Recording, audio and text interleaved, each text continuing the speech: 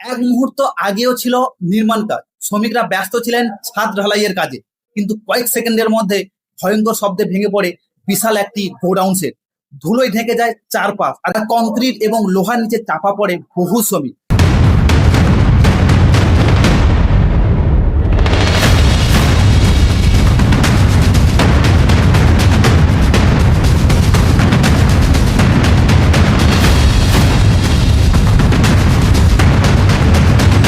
কলকাতায় তারাতলায় ঘটে যাওয়া এই দুর্ঘটনা শুধু একটি নির্মাণ স্থলের বিপর্যয় নয়, বরং ভারতের নগর উন্নয়ন, নির্মাণ নিরাপত্তা এবং প্রশাসনিক নজরদারি নিয়ে নতুন করে প্রশ্ন তুলে দিয়েছে। কিন্তু কিভাবে ঘটলো এই দুর্ঘটনা? এর পেছনে কি শুধু প্রযুক্তিগত ত্রুটি ছিল, নাকি এর পেছনে গভীর কোনো সমস্যা? 2026 সালের 24শে জুন কলকাতার তারাতলা এলাকায় প্রেস ব্রিজ সংলগ্ন ট্রান্সপোর্ট ডিপো রোডে নির্মাণ কাজ একটি তিনতলা বিশিষ্ট গোডাউন বা গোদাম ঘরের সেট হঠাৎই ধসে পড়ে। ঘটনাস্থলে সেই সময় কয়েক ডজন শ্রমিক কাজ করছিল। প্রাথমিক তদন্ত অনুযায়ী ছাদ ঢালাই বা কাস্টিং এর কাজ চলাকালীন উপরের অংশ ভেঙে নিচে পড়ে যায়। মুহূর্তের মধ্যে বিশাল কংক্রিটের স্ল্যাব, লোহার বিম এবং অন্যান্য নির্মাণ সামগ্রী শ্রমিকদের উপর পুরোপুরিভাবে ধসে পড়ে। উদ্ধার কার্যে দ্রুত নেমে আসে দমকল, পুলিশ, বিপর্যয় মোকাবিলা বাহিনী, এনডিআরএফ এবং পরে সেনাবাহিনীর বিশেষ দল। বহু মানুষকে জীবিত অবস্থায় উদ্ধার করা হলেও কয়েকজনের মৃত্যু হয় এবং অনেকে গুরুতরভাবে আহত হয়। তারাতলা এলাকা কলকাতার অন্যতম গুরুত্বপূর্ণ শিল্প এবং পরিবহন কেন্দ্র। উপনিবেশিক যুগ থেকে এই অঞ্চল বন্দর, গুদাম এবং শিল্প কারখানার জন্য অত্যন্ত পরিচিত।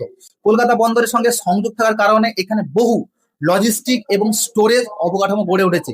সাম্প্রতিক দশকে ই কমার্স, কোল্ড স্টোরেজ এবং বাণিজ্যিক গোদামের চাহিদা বাড়ার ফলে নতুন নতুন ওয়্যার হাউস নির্মাণও বেড়েছে। যে ভবনটি ধসে পড়ে সেটিও একটি বড় আকারের গোদাম এবং কোল্ড স্টোরেজ প্রকল্পের অংশ ছিল বলে জানা গেছে।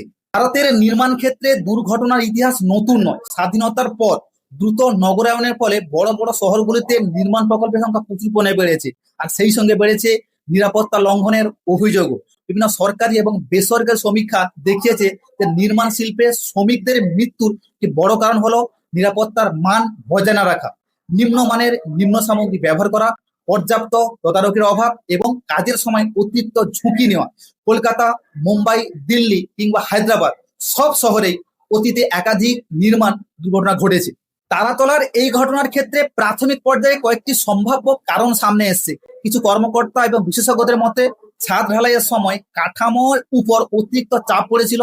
আবার কিছু প্রতিবেদন এটাও দাবি করছে যে নকশাগত ত্রুটি এবং ডিজাইন যে ফ্লোয়ের সম্ভাবনা কিন্তু উড়ে যাচ্ছে না। অন্যদিকে স্থানীয় কিছু সূত্র অনুযায়ী নিম্নমানের নির্মাণ সামগ্রী ব্যবহারের অভিযোগ উঠেছে। তবে এই ধরনের দুর্ঘটনার ক্ষেত্রে একটি গুরুত্বপূর্ণ প্রশ্ন হলো অনুমোদন এবং তদারকির প্রক্রিয়া কতটা কার্যকর ছিল। ভারতের বড় বড় নির্মাণ প্রকল্পের ক্ষেত্রে পৌর কর্তৃপক্ষ, পরিবেশগত অনুমোদন এবং বিভিন্ন প্রযুক্তিগত মানদণ্ড অনুসরণ করা বাধ্যতামূলক, কিন্তু বাস্তবে অনেক সময় নথিপত্রে অনুমোদন থাকলেও নির্মাণের সময় প্রকৃত মান রক্ষা করা কোনোভাবেই হয় না। বিশেষজ্ঞরা দীর্ঘদিন ধরেই বলে আসছে কাগজে কলমে নিয়ম থাকলে যথেষ্ট নয়, মাঠ পর্যায়ে কার্যকর নজরদারি আরো গুরুত্বপূর্ণ ভূমিকা পালন করছে। দুর্ঘটনার পর প্রশাসন দ্রুত তদন্তের নির্দেশ দেয়, উদ্ধার অভিযান চলার পাশাপাশি প্রকল্পটির নকশা, অনুমোদন, নির্মাণ পদ্ধতি এবং ব্যবহারকারী সামগ্রীর গুণমানের পরীক্ষার কথা জানানো হয়েছে। একই সঙ্গে ভবিষ্যতে এমন ঘটনা ঠেকাতে বৃহত্তর পর্যালোচনার কথাও কিন্তু উঠে আসছে। বিভিন্ন সংবাদ মাধ্যমে প্রকাশিত তথ্য অনুযায়ী ঘটনার পর নির্মাণ নিরাপত্তা নিয়ে রাজ্য প্রশাসনের মধ্যে নতুন করে আলোচনা শুরু হয়েছে। এই ঘটনাটিকে শুধু একটি দুর্ঘটনা হিসেবে দেখলে ভুল হবে, এর সঙ্গে জড়িয়ে রয়েছে অর্থনৈতিক বাস্তবতাও। ভারতের নির্মাণ শিল্প দেশের অন্যতম বৃহৎ কর্মসংস্থানের ক্ষেত্র। লক্ষ লক্ষ অস্থায়ী শ্রমিক প্রতিদিন নির্মাণস্থলে কাজ করেন, কিন্তু তাদের অনেকেই পর্যাপ্ত নিরাপত্তা সরঞ্জাম, বীমা কিংবা শ্রমিক সুরক্ষার সুবিধা পান না। ঘটনা ঘটলে সব থেকে বড় মূল্য দিতে হয় এই শ্রমিক এবং তার পরিবারকে। তারাতলার ঘটনাতেও বহু পরিবার হঠাৎ করে অনিশ্চয়তার মুখে পড়েছে। উদ্ধার কেন্দ্র এবং হাসপাতালের বাইরে স্বজনদের উদ্বেগ এবং অপেক্ষার দৃশ্য সেই মানবিক ট্র্যাজেডির প্রতিফলন। এখানে আরো একটি গুরুত্বপূর্ণ অংশ হলো নগর পরিকল্পনা। কলকাতার মতো পুরনো মহানগরে শিল্পাঞ্চল, গুদাম, আবাসন, পরিবহন অবকাঠামোর প্রায় পাশাপাশি অবস্থান করে, ফলে কোনো বড় দুর্ঘটনা শুধু নির্মাণ স্থলের মধ্যে সীমাবদ্ধ থাকে না, আশেপাশের এলাকাও ঝুঁকির মুখে পড়ে। তাই বিশেষজ্ঞদের মতে ভবিষ্যতে বড় গুদাম এবং শিল্প অবকাঠামো নির্মাণের ক্ষেত্রে আরো কঠোর নিরাপত্তা মূল্যায়ন প্রচুর পরিমাণে প্রয়োজন। ঘটনাটি নিয়ে রাজনৈতিক আলোচনা এবং বিতর্ক শুরু হয়েছে। বিরোধী মত প্রশ্ন তুলছে নির্মাণ তদারকি অনুমোদন ব্যবস্থার কার্যকারিতা নিয়ে। অন্যদিকে প্রশাসনের বক্তব্য, উদ্ধার কার্য এবং তদন্তকে সর্বোচ্চ অগ্রাধিকার দেওয়া হচ্ছে এবং দায়ী ব্যক্তিদের বিরুদ্ধে প্রয়োজনীয় ব্যবস্থা নেওয়া হবে। এই ধরনের পরিস্থিতিতে রাজনৈতিক বিতর্ক স্বাভাবিক হলেও প্রকৃত সত্য নির্ধারণের জন্য নিরপেক্ষ প্রযুক্তি এবং তদন্ত সবচেয়ে গুরুত্বপূর্ণ ভূমিকা পালন করে। ধ্বংসস্তূপ সরিয়ে আটকে পড়াদের খোঁজ চালানো হচ্ছে এবং বিশেষজ্ঞ দল কাঠামোগত ব্যর্থতার কারণ অনুসন্ধান করছে।